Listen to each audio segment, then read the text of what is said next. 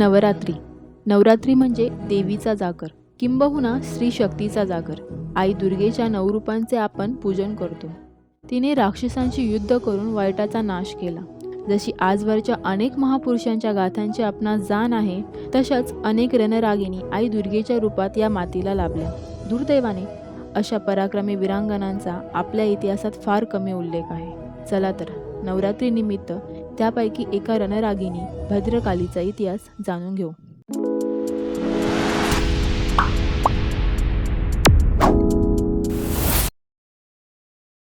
दिल्ली झाली दिनवाणी, दिल्ली शाचे गेले पाणी. ताराबाई रामराणी भद्रकाली कोपली. ताराबाईच्या बखते दिल्लीपतीचे तखते. खचो लागली तेवी मते, कुरानेही खंडली. रामराणी भद्रकाली रणरंगी क्रुद्ध झाली. प्रलयाची वेळ आली, मुगलो हो सांभाळा. वरील पंक्तीत कवी गोविंद यांनी केवळ एका 24 ते 25 वर्षाची विधवा असलेल्या, जिने औरंगजेबासारख्या मुत्सद्दी सम्राटाशी सलग 7.5 वर्ष लढा दिला व एकाही लढ्यात पराजित झाली नाही, अशा पराक्रमी स्त्रीचे म्हणजेच स्वराज्य रक्षिणी छत्रपती महाराणी ताराराणींचे अचूक वर्णन केले आहे.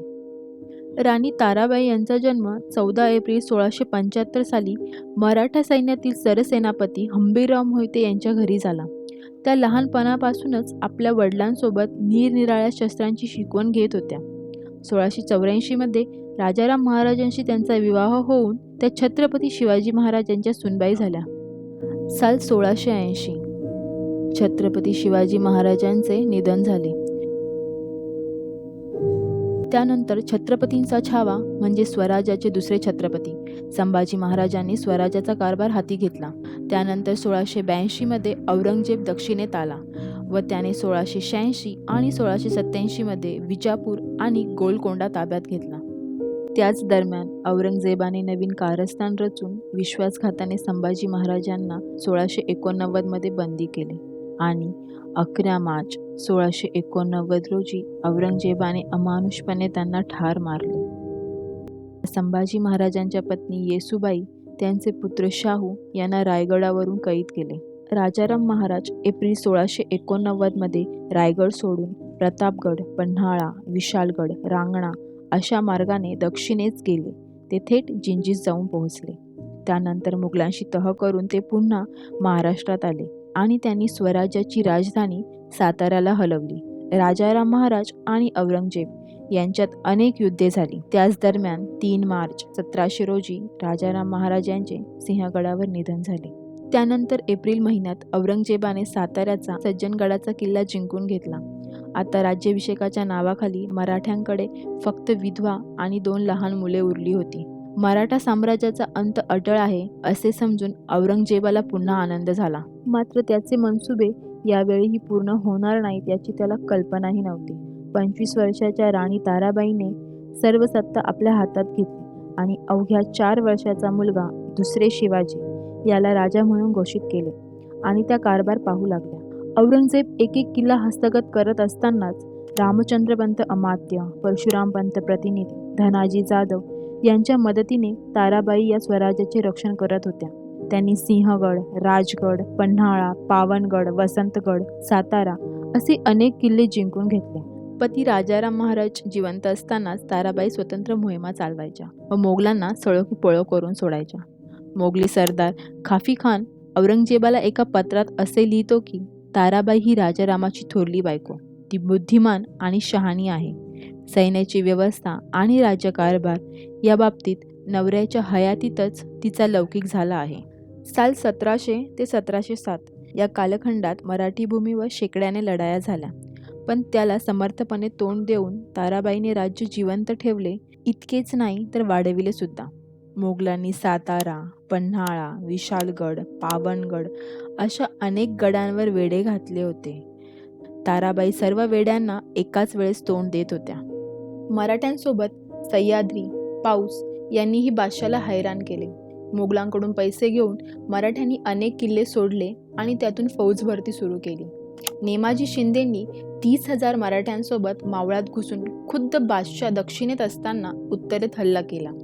तिकडे 15,000 फौजेसह धनाजी जाधव गुजरातची प्रचंड लूट घेऊन स्वराज्यात परतले. 1.5 लाख फौज तोफा, हत्ती, घोडे सर्व असूनही औरंगजेबास हार पत्करावी लागत होती. मोगली लष्करातील एक अख्खी पिढी त्याने दक्षिणेत राबविली, पण कोरडाच राहिला. निराश होऊन तो 20 फेब्रुवारी 1707 रोजी वारला. तो वारल्याबरोबर राणीने अनेक चढाया मारत अवघ्या 3 महिन्यात पुन्हा सिंहगड, पुरंदर, पन्हाळा, सातारा, परळी असे अनेक किल्ले जिंकून स्वराज्यात आणले.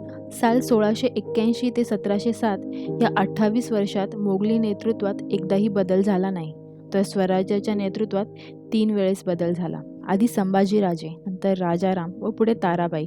एवढे बदल होऊनही त्या सम्राटाला स्वराज्य घेता आले नाही. या लढाईत फार मोठी बाजू गनिमी काव्याने लढविली आहे. मराठे यायचे, हल्ला चढवायचे व पळून जायचे. स्वतः ताराराणीने अनेक चढाया मारल्या आहेत. सैन्याची व्यवस्था, राज्यकारभाराची व्यवस्था, पैसा, गुजरात व मावळ्यातील स्वारीची आखणी, किल्ले लढविणे या सर्व गोष्टींचा ताराराणींनी नीट मेळ घातला. त्यानंतर मावळ्याचा सुभेदार आजम शहाने व जुल्फिकार खानने 8 मे 1707 साली शाहूंना कैदेतून मुक्त केले. शाहूंना मुक्त करण्यामागे मराठेशाहीत फूट पडणार हे दीर्घ राजकारण त्या दोघांनी खेळले. शाहूंनी स्वतः राज्याचा खरा वारस असल्याचे घोषित केले. मराठी राज्यात ठिणगी पडली. नेमाजी शिंदे, हैबतराव निंबाळकर, परसोजी भोसला, रुस्तुमराव जाधव असे मातब्बर सरदार शाहूंना येऊन मिळाले, तर धनाजी जाधवांसारखे मातब्बर सरसेनापती ताराबाईंकडून झाले. ताराबाईंना हे मान्य नव्हते. त्यांचे म्हणणे असे होते की 7 वर्ष आपले छोटे राज्य त्यांनी स्वतः औरंगजेबाशी झुंज देऊन राखले. दोन्ही बाजूने प्रश्न सुटेना. सामोपचाराच्या मार्गाने राज्य मिळेल असे न वाटल्याने शाहूंनी ताराबाईंविरुद्ध युद्ध पुकारले. शाहूंनी पहिला पेशवा बाळाजी विश्वनाथांच्या मदतीने धनाजी जाधवांना आपल्या बाजूस वळवले आणि खेड येथे झालेल्या ह्या युद्धात शाहू विजयी झाले. 1708 साली शाहू महाराजांची साताऱ्यात सत्ता स्थापन झाली. 12 जानेवारी 1708 रोजी शाहू राजांचा साताऱ्यात राज्याभिषेक झाला. 1710 साली ताराराणी यांनी पन्हाळा, विशाळगड पुन्हा जिंकून घेतला व कोल्हापूर राज्याचा पन्हाळ्यावरती पाया रचून एका स्वतंत्र राज्याची निर्मिती केली.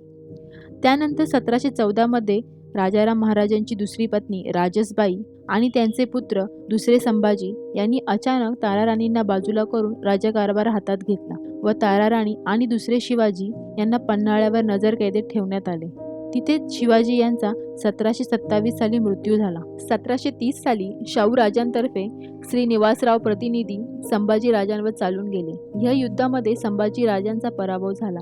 त्यानंतर शाहू राजे ताराबाईंना पुन्हा साताऱ्यात घेऊन आले आणि तिथे त्यांना नजरकैदेत ठेवण्यात आले. सातारच्या शाहू महाराजांच्या वासाचा प्रश्न निर्माण झाल्यानंतर ताराबाई यांनी आपला अज्ञातवासात असलेला नातू रामराजे यांना शाहू राजांनी दत्तक घ्यावे यासाठी प्रयत्न केले. त्यानुसार रामराजे हे साताऱ्याचे वंशज ठरले. 25 डिसेंबर 1749 रोजी शाहू राजांचा मृत्यू झाला. त्यानंतर रामराजे सातारच्या गादीवर आले. रामराजे काही काळानंतर पेशव्यांच्या सल्ल्यानुसार वागत असल्याचे लक्षात आल्यावर ताराराणी यांनी रामराजाला 1750 साली तो खरा वारसदार नसल्याचे सांगून कारभार हाती घेतला. पण पेशव्यांनी सैन्यबळाचा वापर केल्यावर त्यांनी पुन्हा कारभार सोडून दिला. 14 जानेवारी 1761 साली मराठी सैन्याचा पानिपतामध्ये मोठा पराभव झाला.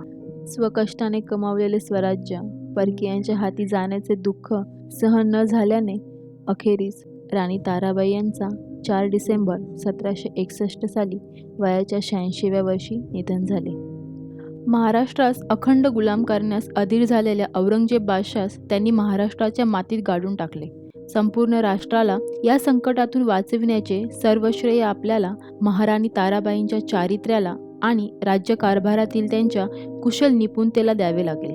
महाराणी ताराराणी हे मराठ्यांच्या इतिहासातील एक विलक्षण पर्व आहे.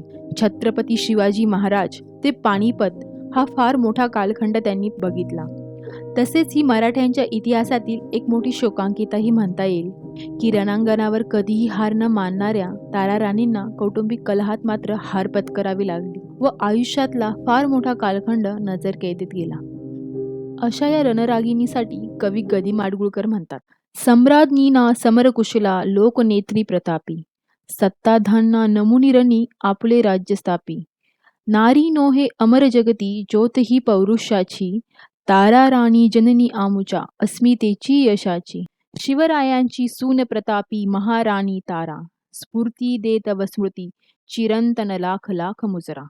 एक स्त्री म्हणून राणी ताराबाईंनी केलेली कामगिरी इतिहास कधीच विसरू शकणार नाही. मराठ्यांच्या स्वातंत्र्य युद्धातील एक रणरागिणी म्हणून त्यांचे कार्यकर्तृत्व दैदिप्यमान असे आहे.